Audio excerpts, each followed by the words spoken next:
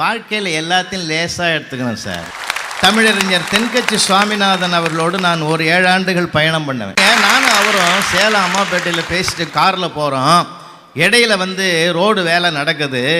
காரை விட்டு இறங்கி 2 பேரும் போகிற போது நான் கொஞ்சம் பின்னாடி வர்றேன், அவர் கொஞ்சம் வேகமாக முன்னாடி போயிட்டார். உண்மையாக நடந்ததுங்க. அந்த இடத்துல ரோட்டில் ஒரு ஓரமாக பள்ளம் தோன்றான் ஒருத்தன். டெலிஃபோன் ஒயரை உள்ளே எடுத்து போட்டு மூடுறதுக்கு இன்னொருத்தவங்க கூட அன்னைக்கு லீவு போட்டுட்டதுனால வேற ஒருத்தரை வச்சு அந்த வேலையை வாங்கி அன்றைய கூலியை அவனுக்கு கொடுத்துடலான்னு நினச்சவன் அட்டையில் ஒரு வாசகம் எழுதியிருந்தான். நான் நின்று படித்து சிரித்தேன். முன்னாடி போனவரை கேட்டார், எதுக்கு சிரிக்கிறேன்னாரு. இப்படி ஒரு வார்த்தை எழுதியிருக்காங்க. என்ன எழுதியிருக்கான்? கூட இருந்து குழி பறிக்க ஒரு ஆள் தேவைன்னு எழுதிக்கிறான் அப்படின்னு. அவனை கூப்பிடுன்னாரு. அவனை கூப்பிட்டு போய் விட்டேன். 100 ரூபா எடுத்து கொடுத்தாரு. என்னங்க தப்பு தப்பாக எழுதிக்கிறான், 100 ரூபா கொடுக்குறீங்களே. சுமார் நம்ம கேட்காமலே பல பேர் நம்ம கூட வரான். அவன் ஒரு ஆளை கேட்டு வாங்குறான்னா அவன் எவ்வளோ பெரிய மனப்பக்குவம் பிரச்சனை இருக்கும். அன்னைக்கு ஒருத்தன் கேட்குறான், ஹலோ உங்களை எங்கேயும் பார்த்த மாதிரி இருக்கு, ஃபேஸ்புக்லையா, ஐசே ட்விட்டர்லையா, வாட்ஸ்அப்லையா? உன் வீட்டுக்கு பக்கத்தில் ஏன் 10 வருஷமாக குடியிருக்கிறேன், கூட வைக்கிறேன், எவ்வளோ குமரி போய்க்கிறான் தெரியுமா? எல்லாத்தையும் எளிமையாக எடுத்துங்கம்மா, சந்தோஷமாக எடுத்துங்க. பாரதியாருக்கு குள்ளச்சாமின்னு ஒரு ஞானி இருந்தார் நண்பரா. பாண்டிச்சேரியில் பார்க்குறாரு. எப்பயுமே குள்ளச்சாமியா ஒரு அழுக மூட்டையை முதுகில் சுமந்துக்கிட்டு வருவார். நானும் பார்க்குறேன், வருஷக்கணக்கில் இந்த மூட்டையை முதுகிலே சுமக்கிற எதுக்குன்னு கேட்டார். நான் வெளியில் சுமக்கிறேன், நீங்கள் உள்ளே சுமக்கிறீங்கன்ட்டு போயிட்டான் அந்த ஆள். எனக்கு மகிழ்ச்சியாக இருக்கும் சார், வாழ்க்கை முழுவதும் மகிழ்ச்சியாக இருக்கணும் சார். ஒன்றும் இல்லை, ஒரு பொங்கலுக்கு 1 கிலோ பச்சரிசி அவங்க அம்மான்னு சொன்ன மாதிரி 1 கிலோ பச்சரிசியும் 1 கிலோ சுகரும் கொடுத்தான் இலவசமாக தான். நான் அதுக்காகவும் போகல, அட்டையில் ஒரு என்ட்ரி வேணுன்றதுக்காக போனேன். முதல் நாள் போனேன், இல்லைன்ட்டான், லோடு வரலன்னா. மறுநாள் போனேன், லோடு வரலன்னா. 3ஆவது நாள் போனேன், லோடு வரலன்னா. 4ஆவது போனேன். இந்த பையன் பாவம், சார் இன்றைக்கும் சுகர் வரல சார், நாளைக்கு ப்ளீஸ். நான் கேட்டேன், 1 கிலோ சுகருக்காடா 4 நாள் நடக்கிறது என்ன? சுகருக்கு நடக்கிறது ரொம்ப நல்லது சார். சார் அந்த பையனுக்கு நான் அவனை பெரிய படிப்பாளி கூட கிடையாது, வாழ்க்கையை எப்படி வாழன்றதை படித்து வச்சுருக்கான் பார்த்தீங்களா? அதுதான் சார் நமக்கு தேவை. நீங்கள் சொல்கிற மாதிரி சில பேர் அப்படி தான் இருப்பான்.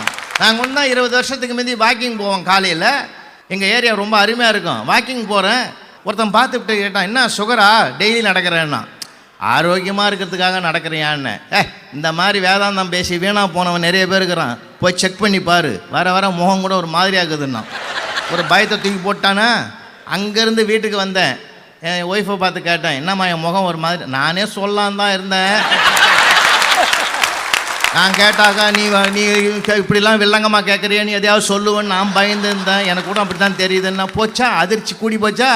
ராத்திரிலாம் தூக்கம் வராத, காலையில் போய் ப்ளட் சுகர் எம்டி ஸ்டமக்கில் கொடுத்தான். அவன் டெஸ்ட் பண்ணி பார்த்துட்டு 240 ரூபா இருக்குதுன்ட்டான். 2 நாளாக வாக்கிங் போகல. 3ஆவது நாள் போகிறேன், மேற்படி ஆள் கேட்டான் பாருங்கள், கரெக்டாக என்ன நோட் பண்ணி நிற்கிறான். என்ன டெஸ்ட் பண்ணியா? விட மாட்டான். டெஸ்ட் பண்ணியா? நான் பண்ணம்பா. எவ்வளோ இருக்குது? 240. நான் சொல்லலை, எனக்கே இருக்கும்போது உனக்கு இல்லாமல் இருக்குமாயா? நான் அதனால் நான் என்ன அவன்கிட்ட கோவப்பட்ட போக முடியும் சார். உலகம் அப்படி தான். இன்னாதம்மா உலகம் இனிய காண்பர் இயல்புணர்ந்தோரே. இல்லைங்க, வாழ்க்கை என்பது ஒரு ஸ்பீட் பிரேக்கு.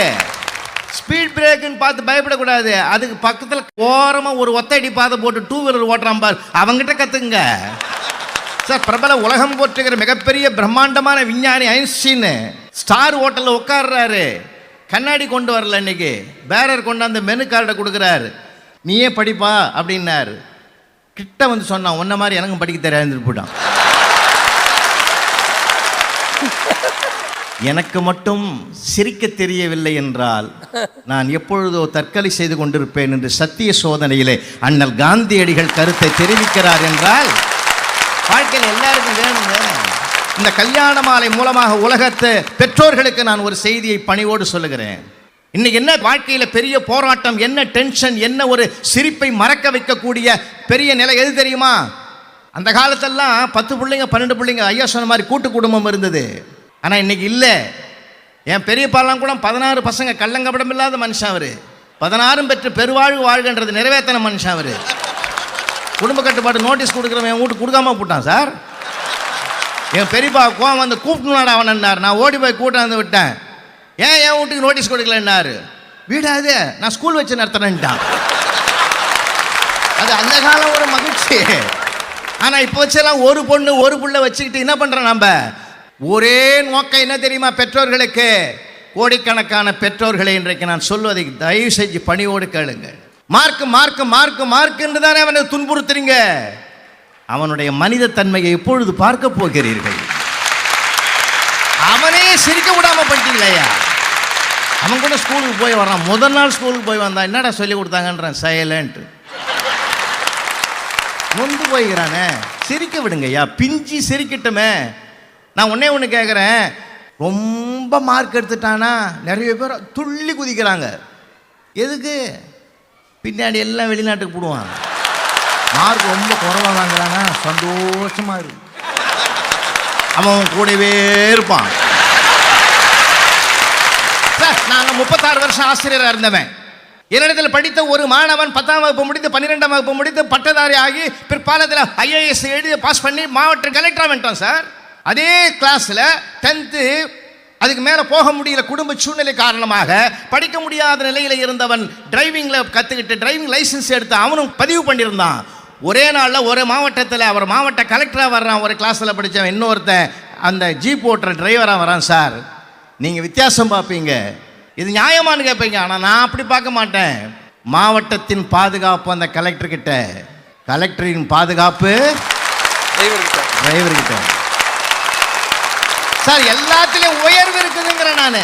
இப்போ நான் என்ன நினைக்கிறேன் தெரியுமா? மார்க் வாங்கணும். அதே ட்ரெண்டில் என்ன பண்ணிட்டான், கோழி பண்ண வச்சிருந்த ஒரு ஆள் ஏன் இந்த பசங்களுக்கு போட்டு காலையில் 4 மணிக்கு எழுப்பி சாயந்தரம் வரைக்கும் அதுக்கு இடையில சாப்பாடு கொடுத்து அதை கொடுத்து இதை கொடுத்து படுறான்ற மாதிரி இந்த கோழிகளையும் வளர்த்தா என்னன்னு ஒரு முடிவு பண்ணி மொத்த கோழிக்கு என்ன பண்ணால் நிறையா ஒரு ஒப்பந்தம் பண்ணால் நிறைய சாப்பாடு கொடுக்குறேன், உங்களுக்கு சத்துணவாக கொடுக்குறேன், டெய்லி ஒரு முட்டை போடணும், 7 நாளைக்கு 7 முட்டை போடணும். அதே மாதிரி போட வச்சான். ஆனால் ஒன்று மட்டும் வாரத்துக்கு 4 தான் போடுது. அதனால் முடியல. ஒரு ஒப்பந்தம் பண்ணான், இதில் எந்த கோழி 7 நாளைக்கு 7 போடலையோ நான் பிரியாணிக்கு அதை கொடுத்துருவேன்னா. இந்த 4 போட்ட அந்த கோழிக்கிட்ட வந்து உன்னை பிரியாணி கொடுத்துருவான்னா கண் கலங்குச்சான். ஏன் எல்லா கோழியாலும் போட முடியுது, உன்னால ஏன் முடியல? நான் சேவலையா? எனக்கு இதுவே அதிகம். அது சேவல் எது கோழி எதுன்னு தெரியாம அவன் குழம்புற மாதிரி தானே சார். நம்ம பிள்ளையால முடியுமா முடியாதானே நம்ம நினைக்கலையே. வருத்தரமே. அவன் சிரிச்சு பல வருஷம் ஆச்சியா. நான் அனுபவிச்சு சொல்றேன். ஒரு நாள் லீவு போட்டோன்னா மறுநாள் வந்து சுத்திக்குவான் சார். அப்படியே கொஞ்சம் போங்க சார், ஏன் சார் நேற்று லீவ் போட்டீங்க, போங்க சார், ரொம்ப கஷ்டமா இருந்தது. என்னடா கஷ்டம்? ஆமாம், உங்கள் பீரியடில் மேத்ஸ் டீச்சர் வந்துட்டாங்க. கஷ்டமே அவனுக்கு அதுதானே. நான் ஒன்று சொல்லட்டுங்களா? மாண்பு நீதிபதி அவள் மிகப்பெரிய நகைச்சுவையாளர். என்ன பாருங்க, ஒரு பெரிய பெருமை என்ன தெரியுமா? இத்தனை படங்களுக்கு ஒரு மிகப்பெரிய கதாசிரியனாக இருந்தால் கூட தனக்கு ஒன்றுமே தெரியாத மாதிரி ஒரு உட்காந்துங்கிறார். பார்த்தீங்களா? இந்த எளிமை தான் மனிதனுக்கு ஏற்றம். இந்த எளிமையை தந்தது எது? அவருக்குள் ஊறி கிடக்கிற நகைச்சுவை உணர்வு தானே. பயங்கரத்தை அப்படி சொல்ற. அது சேவல் எது கோழி எதுன்னு தெரியாம அவன் குழம்புற மாதிரி தானே சார். நம்ம பிள்ளையால முடியுமா முடியாதானே நம்ம நினைக்கலையே. வருத்தரமே. அவன் சிரிச்சு பல வருஷம் ஆச்சியா. ஆமாம் சார். இப்போ பள்ளியில் படிக்கிறது 8ஆம் கிளாஸில் வந்து ஸ்கூல் இன்ஸ்பெக்டர் வருவார். உங்களுக்கு தெரிஞ்சிருக்கும். பள்ளி இன்ஸ்பெக்டர் வந்தாருன்னா அந்த படிக்காத பசங்கள்லாம் பின்னாடி ரோவில் உட்கார வச்சுருவாங்க, நல்லா கெட்டிக்காத பசங்கள்லாம் ஃப்ரண்ட் ரோவில் உட்கார வைப்பாங்க. என் ஃப்ரெண்டு ஒருத்தன் தண்டபாணின்னு ஒருத்தன், அவன் நிஜமாவே தண்டபாணி தான். அவன் வந்து இப்போ கடைசி ரோவில் உட்கார வச்சிட்டார். வந்த இன்ஸ்பெக்டர் வந்து புக்கு அதுக்கு ஸ்பெல்லிங் கேட்டார். தண்டபாணி எழுந்தான். இவருக்கா டீச்சருக்கு அடிவயத்தை பெற்றது இவனை போய் கேட்டிருக்காருன்ட்டு. பி அப்படின்னா அப்படின்னா ஓ ஓ இக்கு அப்படின்ட்டான். பிஓஓ இக்கு புக்குன்ட்டான். வாத்தியாருக்கு சிரிப்பு வந்து எல்லாருக்கும் சிரிப்பு வந்துருத்து. பயந்தானா வாத்தியார், இது ஏதாவது தப்பா? இன்ஸ்பெக்டர் சொன்னார், தங்கலீஷை கண்டுபிடிச்சது தண்டபாணி தான் அப்படின்னாரு. தொலைக்காட்சியில் நிறைய சீரியல் வருது. அதில் ஒரு அருமையான சீரியல், இந்த வம்சன்னு ஒரு சீரியல் பார்த்துருப்பீங்க. ஒய்ஃபு, என்னுடைய மகள், என்னுடைய மருமகள் எல்லாம் ஒன்றா உட்காந்து பார்ப்பாங்க. அதில் ஒரு ஒற்றுமையாக இருக்கும். ஆனால் அந்த சீரியலை மட்டும் என் மருமகள் ரொம்ப ஆர்வமாக பார்க்கும். நான் எப்பயுமே பார்த்தீங்கன்னா டிவி பார்க்க மாட்டேன், சேரை போட்டுக்கிட்டு அங்கே பார்க்குறவங்கள பார்ப்பேன். ஏன்னா அவங்க பார்க்கறது சீரியல், நான் பார்க்கறது சீரியல். இந்த சக்தின்ற கேரக்டர் நடிகர் ரம்யா கிருஷ்ணன் அவங்க அம்மாவும் அப்பாவும் காரில் போகிறாங்க, எதிரி வெடிகுண்டு வச்சிட்டான். இந்த பொண்ணு தொங்க போட்டிருந்த காலை தூக்கி வச்சுட்டு அப்படியே உணர்ச்சி வசப்பட்டு பார்க்குது. வெடிக்குமா வெடிக்காதா, வெடிக்குமா வெடிக்காதா. கரண்ட்டு போயிடுச்சு. ஏத்தனை மெழுகு வைத்தில் அந்த முகத்தை பார்க்கணுமே, அப்படியே கட்டு கட்டு கட்டு கட்டு கட்டுன்னு இருக்குது. அவ்வளோ கோபம். உடனே ஃபோன் அடிக்குது பண்ருட்டிக்கு, அவங்க ஃப்ரெண்டு வீட்டுக்கு அடிச்சு, அடியே அம்மா அப்பா போன காரில் வெடிகுண்டு வச்சான்னு வச்சுதான். நீ சீரியலை கேட்குறியா? 3 மணி நேரமாக கரண்ட்டு கட்டில் நான் உட்காந்து கிடக்கிறேன், என்ன வந்து வைத்திய சில கடை பார்த்த வைடி போன வச்சுட்டு பரமக்குடி பக்கத்தில் இருக்கிற எம்என்எஸ்க்கு என்னுடைய குழந்தைகள் அங்கே தான் கொடுத்துருக்குறாங்க. சின்ன மாமியாருக்கு ஃபோன் அடிக்கிற, அத்தை அத்தை அத்தை ப்ளீஸ், சக்தி அவங்க அம்மா அப்பா போன காரில் வெடிகுண்டு வச்சான்னு வச்சுதா இல்லையா, கரண்ட்டு போயிடுச்சு அத்தை. கதை கேட்குறியா? நான் எங்கே இருக்கிறேன்னு தெரியுமா? இன்றைக்கி சிவனுக்கு அன்னாபிஷேகம்னு சொல்லி கோயிலில் கொண்டாந்து உங்கள் மாமா உட்கார வச்சுட்டு போட்டான். 1 மணி நேரமாக உட்காந்துங்கிறேன், சிவனையும் காணா, கொண்டாந்து விட்டான அவனையும் காணா. நானே வைத்தச்சில் உட்காந்து கிடக்கிறேன். என்ன கதையாக கேட்குற கதை, போனவை. அந்த பொண்ணு பயந்து போய் வச்சுவிட்டு இனிமேல் யாரை கேட்டாலும் இதே பதில் தான் வரும்னு சொல்லி ஒரே குழப்பத்தில் போய் ராத்திரி டிஃபனை கூட சாப்பிடாம வெறும் வயிற்றோட படுத்து காலையில் எழுந்து மயக்காட்சி கீழே விட நான் என் பையன் சம்சாரம் எல்லாம் பயந்து போய் காரில் தூக்கி போய் ஆஸ்பத்திரியில் கொண்டு போய் டாக்டர் அம்மா கிட்ட காட்டினா அந்த அம்மா நாடி பிடிச்சி பார்த்துட்டு உங்கள் வம்சம் வளருதுன்னாங்க. வாழ்க்கையில் எல்லாம் ரசிங்க சார். என்ன தெரியுமா, எதை கொண்டு வந்தோம், எதை கொண்டு போக போகிறோம். இருக்கிற வரைக்கும் ஆனந்தமாக இருக்கும் ஐயா. அந்த ஆனந்தத்தை தான் நீங்கள் செய்யுங்கன்னா 3 பேர் உட்காந்து போட்டி போட்டுக்கிட்டு நாங்கள் சிரிக்க மாட்டோம். சிரிப்பு என்பது உலகத்திலேயே மனிதனுக்கு கடவுள் தந்த மிகப்பெரிய அருட்பிரசாதம். காஞ்சி மகா பெரியவர் நடமாடும் தெய்வம், ஆன்மஸ்வரூபத்தில் அருள்பாலிக்கிற அந்த மகான் அன்றைக்கு காஞ்சி மடத்தில் இருக்கிற போது ராமநாத பாகவதர் வருகிறார். அவருக்கு 1 வாரம் மகாபாரதம் சொல்றதுக்கு ஏற்பாடு பண்றார் சுவாமிகள். 1 வாரம் பண்ணிட்டு இங்க வர்றார். என்ன ராமநாதா, 1 வாரம் எவ்வளோ பேர் கேட்டா? ராமநாத பாகவதர் அப்படியே அழுதுகிட்டே சொன்னார். கோவில் பட்டாச்சாரியாரும் செக்யூரிட்டி 2 பேர் தான் தினம் வந்து கேட்டார். மகா பெரியவர் பயங்கரமாக சிரிக்கிறார். மனசூட்டி சிரிச்சுட்டு சொன்னார், டே ராமநாதா, நீ பாக்கியசாலி பாக்கியசாலி. அந்த பகவானுக்கே கீதையை சொல்றதுக்கு ஒருத்தன் தான் கிடைச்சான், உனக்கு 2 பேர் கிடைச்சான் பாத்தியா, நீ எவ்வளோ பெரிய ஆளு. கிரைண்டரெல்லாம் கண்டுபிடிக்க முடியாத ஒரு காலத்தில் பலசாலி ஒருத்தன் ஹோட்டலுக்கு வேலைக்கு போனான். ஹோட்டல் முதலாளி கேட்டார், உன் உருவத்தை பார்த்தா மாவு அரைக்கிறதுக்கு உன்னால் முடியும்னு நான் நம்புகிறேன், செய்கிறியா? நான் செய்கிறேன். மாத சம்பளம் 300, 3 வேளை சாப்பாடா? ஆஹா, இதை விட என்ன வேணும்? அப்படியே மாவு அரைச்சி ஒன்றும் இல்லை, அது மாவை எடுக்கும்போது எனக்கு காட்டு, வேற ஒன்றும் பண்ண வேணாம், அவ்வளோதானே. கொண்டு வந்து காட்டினா தொட்டு பார்த்தாரு முதலாளி, வெண்ணெய் மாதிரி அரடான்னாரு, போயிட்டான். மறுநாளும் கொண்டாந்து காட்டினா வெண்ணெய் மாதிரி அரடான்னாரு, போயிட்டான். 3வது நாளும் கொண்டாந்து காட்டினா வெண்ணெய் மாதிரி, இதே தான் தினம் சொன்னார். 4வது நாள் காட்டினா இதே சொன்னார், நான் வேலையை விட்டுடலான்னுக்கிறேன். ஏன்டா 4 நாள் தான் ஆச்சு, அதுக்குள்ளே உனக்கு ஏன் அந்த சலிப்புன்னார். நீ 3 நாள் சொன்ன, அதில் நியாயம் இருக்குது. இன்றைக்கி 4வது நாள் நான் வெண்ணையே கொண்டாந்து காமிக்கிறேன், நீ இதையும் போட்டு பார்த்துட்டு வெண்ணெய் மாதிரி ஆடலான்னா உனக்கு குறைய தான் பார்க்க தெரியுமே தவிர நிறைய பார்க்க தெரியாது. மாண்பு நீதிபதி அவர்களே, நான் ஒரு தடவை ஜெயிலுக்கு போனேன், தப்பாக பார்க்காதீங்கய்யா, பேசுறதுக்கு தான். ஒரு 200 ஆயுள் கைதிகளை ஒன்றா உட்கார வச்சு 1 மணி நேரம் நான் ஸ்டாப் ஹியூமரை பேசிக்கிட்டு இருக்கேன். அதில் ஏதோ 1ஆம் கிளாஸ் என் கூட பட்சம் உள்ளகிறான்னு எனக்கு தெரியாது. அவனை நன்றி சொல்ல கூப்பிட்டாங்க. அவன் சொன்னான் பாரு, புலவர் ராமலிங்கம் சிரிக்க சிரிக்க பேசினார், இவர் வாழ்நாள் பூரா எங்கள் கூட இருந்தால் நல்லா இருக்கும்னா.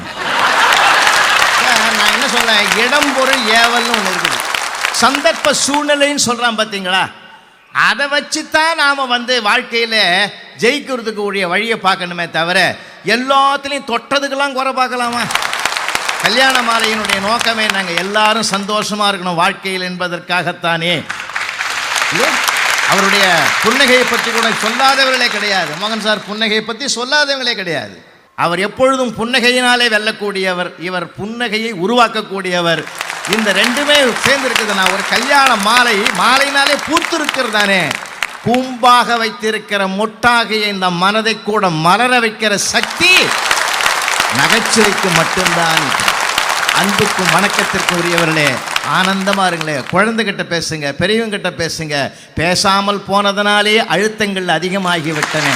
வாழ்க்கையில் எப்பொழுதும் சிரித்து கொண்டே இருங்கள். சிந்தனை வளர்ந்து கொண்டே இருக்கும்.